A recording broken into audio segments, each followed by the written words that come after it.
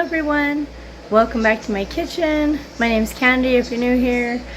I am going to be showing you today how to use your dehydrated or freeze-dried. I only dehydrate at this point, but how to use those things in your everyday cooking. So let's do it. So today I'm going to be making egg patties or omelet squares or whatever phrase you want to use.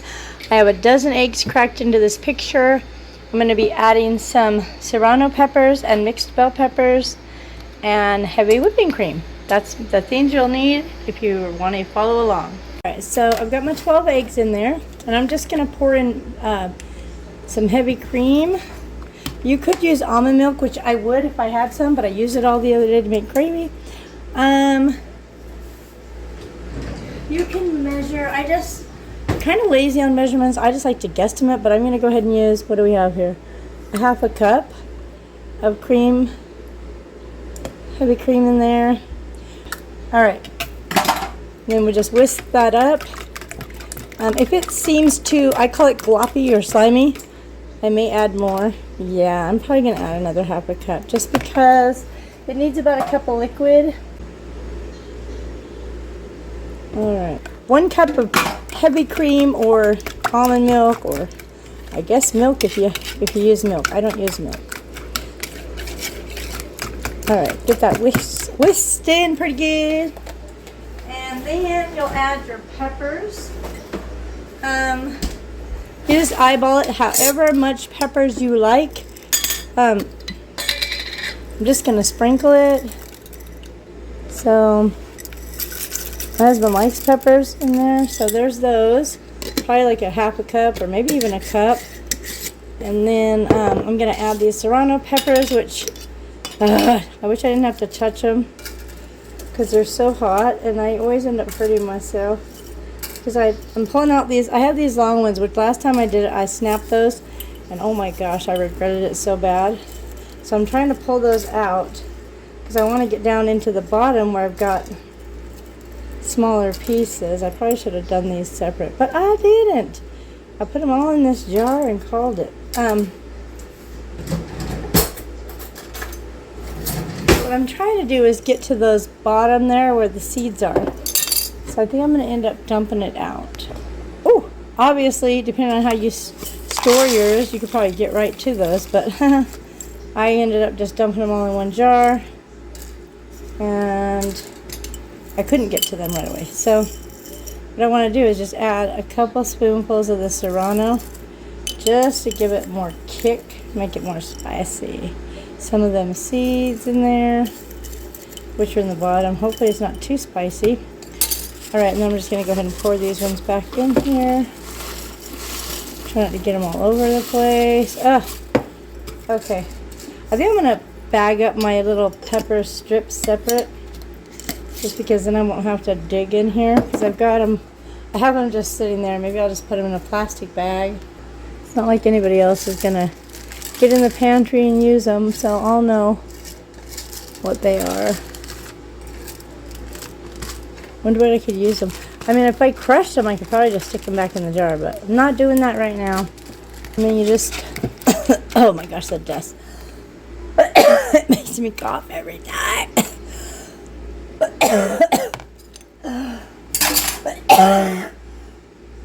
I should probably wear a mask. I think I'm allergic to the dust. I'll be back. Hold on. Okay, got my cough calmed down. Alright, we're going to go ahead and just whisk that in a little bit. And then get our pan ready. So the first thing I do is I spray the pan on the bottom and the sides because it goes up on both sides. Not both, all 4 sides. Okay, spray it real good. Then I like to add cheese at this point to that pan. Ooh, I forgot salt and pepper. We're going to put that in with the egg. But we get our cheese in here. This is however much you want. I end up using about a cup or so. And put it right in the bottom. That's what I call them, like omelet squares, but because they already have they have everything in it, you know, and you put what you want. I don't usually add meat. Sometimes I have, but I'm not today. But you could add sausage, bacon, whatever you like. And I got some of this mozzarella cheese. Kind of all went into a big clump, but that's okay. Gonna break it up in the bottom. Get it all broken up in there. Okay. For the salt, you just put in how much you think. I put in about a couple teaspoons because that's a lot of eggs. And we're not shy on salt. If you need to restrict your salt, you go right ahead. Put less, don't put any. It's up to you. These are your eggs, okay? Alright, then mix that in. Gosh, this would have not been very good if I'd have forgot the salt and pepper. Alright. You don't have to soak those peppers ahead of time. You don't have to put them in water. You don't do anything like that. Just add them to your eggs and cream. And then I just pour it right over the eggs, right here. And it doesn't matter if it displaces or moves the cheese. I pour it over the eggs is what I said. I meant pour it over the cheese. It doesn't matter because once I get it all in here, I'm just going to kind of stir it anyways. So it won't matter. And just to make sure that all the egg and cheese is mixed together, you just kind of, I just use my whisk to push everything down under the egg. There we go. It looks great. All right. So then we'll go ahead and get this in the oven. I cook it at 350 degrees for about 30 minutes. Just till the egg is done. I'm going to be making another one without all the peppers, so I'm just going to place this one to that side of the oven so I can put the other one on that side. Alright guys, our eggs are done. I'm going to let them cool off just a little bit, and then I'm going to cut them and put them in smaller pans to store in the fridge that Mitch will eat on throughout the week. They look amazing. Alright guys, I cut into it. Hopefully you can see like how amazing it looks inside. It's got the mozzarella cheese right there, melted. It's so good. There was a tiny little piece kind of like this, and I picked it up and just put it in my mouth, and it is spicy. This is a it's a spicy omelet.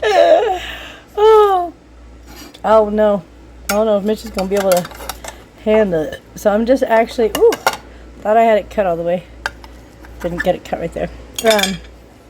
I just like to put them in these pans like so, and then put it in the fridge, and then he can just cut how much he wants and put like some biscuits and gravy or whatever with it.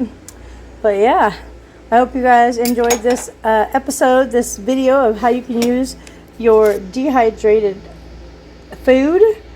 It turned out amazing. It looks really good, and we really enjoy it like this.